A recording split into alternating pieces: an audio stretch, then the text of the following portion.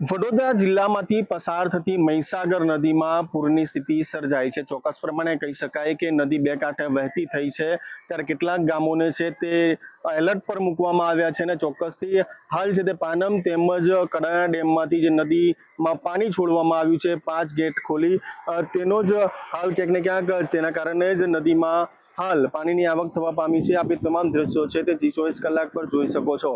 હાલ આપણે ઉપસ્થિત છે સિંગ રોડ પાસેના જે કોઝવે પર, જ્યાં જે બંધ પર છે તે ક્યાંક ને ક્યાંક પાણી ફરી વળ્યા છે। હાલ એ કોઝવેની ઉપરથી પાણી ભરપૂર જે તે હાલ પસાર થઈ રહ્યા છે।